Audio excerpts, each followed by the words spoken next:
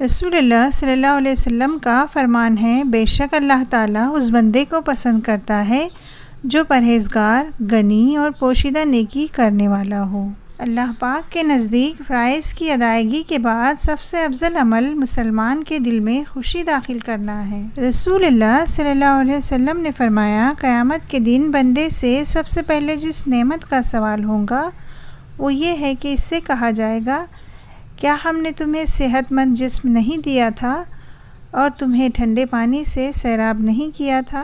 سیدنا عقبہ بن عامر رضی اللہ عنہ نے رسول اللہ صلی اللہ علیہ وسلم سے پوچھا، یا رسول اللہ نجات کس میں ہے؟ رسول اللہ صلی اللہ علیہ وسلم نے ارشاد فرمایا، اپنی زبان قابو میں رکھو، اپنے گھر کی وسعت میں بند رہو اور اپنی خطاؤں پر آنسو بہاؤ۔ رسول اللہ صلی اللہ علیہ وسلم نے فرمایا، مال خرچ کرو اور مال کو ذخیرہ نہ کرو، ورنہ اللہ تعالیٰ تم سے رزق کو روک لے گا، اور لوگوں سے مال کو روک کر نہ رکھو، ورنہ اللہ تعالیٰ تم سے رزق کو روک لے گا۔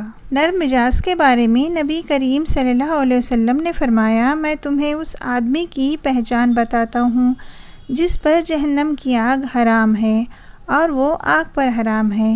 یہ وہ آدمی ہے جو نرم مزاج، نرم طبیعت ہو اور نرمی سے بات کرنے والا ہو۔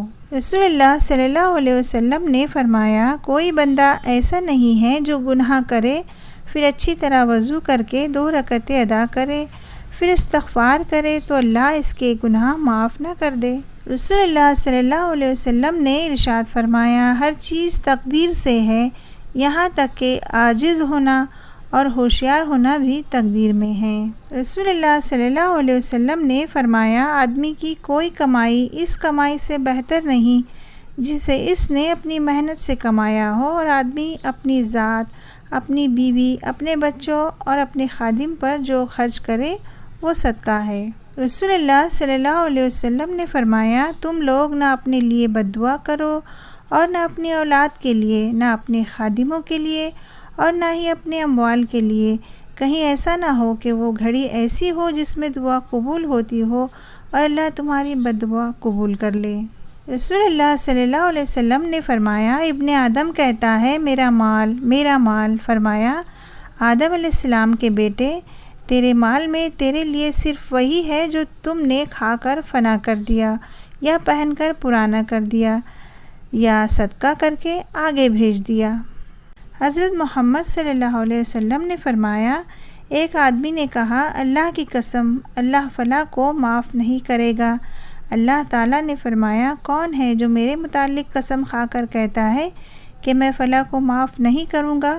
میں اس کو معاف کرتا ہوں لیکن تیرے اعمال ضائع کرتا ہوں۔ رسول اللہ صلی اللہ علیہ وسلم نے فرمایا، اللہ تعالیٰ فرماتا ہے، میرا بندہ میرے بارے میں جو گمان کرتا ہے میں اس کو پورا کرنے کے لیے اس کے پاس ہوتا ہوں، اور جب وہ مجھے پکارتا ہے تو میں اس کے ساتھ ہوتا ہوں۔ رسول اللہ صلی اللہ علیہ وسلم سے پوچھا گیا، سب سے افضل انسان کون ہے؟ آپ صلی اللہ علیہ وسلم نے فرمایا، ہر وہ شخص جو دل کا صاف اور زبان کا سچا ہو۔ رسول اللہ صلی اللہ علیہ وسلم نے فرمایا، اللہ تعالیٰ فرماتا ہے، اے ابن آدم، جب تک تو مجھے پکارتا رہے گا، تیرے اعمال جیسے بھی ہو میں تجھے معاف کرتا رہوں گا اور تیرے گناہوں کی کوئی فکر نہیں۔ رسول اللہ صلی اللہ علیہ وسلم نے فرمایا، ہر امت کے لیے ایک فتنہ، آزمائش و امتحان رہا ہے، اور میری امت کا فتنہ مال ہے۔ حضرت رسول خدا صلی اللہ علیہ وسلم نے فرمایا، بے شک اللہ کی نعمتوں کے بھی کچھ دشمن ہیں۔ پوچھا گیا، یا رسول اللہ صلی اللہ علیہ وسلم، نعمتوں کے دشمن کون ہیں؟ فرمایا، یہ دشمن وہ ہے جو لوگوں سے ان نعمتوں کی بنا پر حسد کرتے ہیں جو اللہ نے اپنے فضل سے انہیں دی ہے۔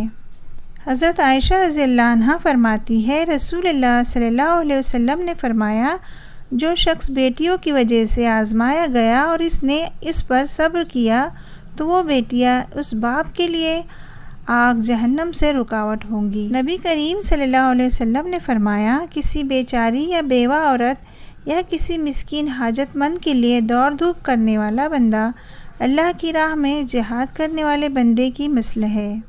حضرت محمد مصطفیٰ صلی اللہ علیہ وسلم نے فرمایا، 4 چیزیں نیکی کا خزانہ ہے: حاجات کو چھپانا، صدقے کو چھپا کر دینا، درد کو چھپانا اور مصیبت کو چھپانا۔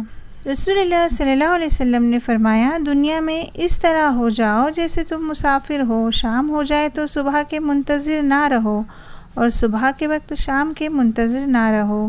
اپنی صحت کو مرض سے پہلے غنیمت جانو اور زندگی کو موت سے پہلے۔ رسول اللہ صلی اللہ علیہ وسلم نے ارشاد فرمایا، اللہ تعالیٰ سے عافیت کا اور معافی کا سوال کرو۔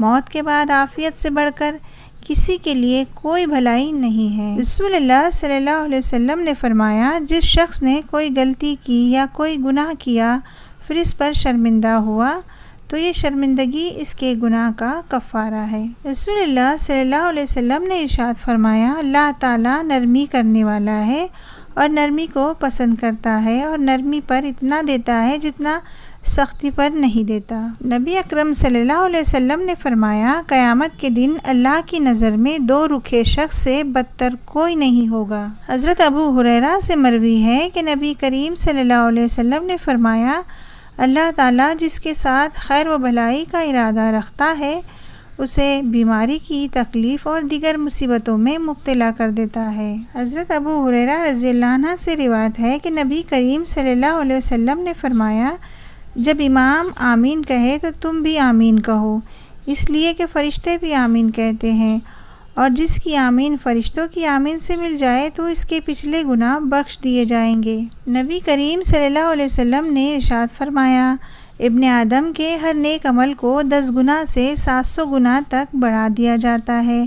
اللہ تعالیٰ فرماتا ہے، روزے کے سوا، کیونکہ وہ میرے لیے ہے اور میں ہی اس کی جزا دوں گا۔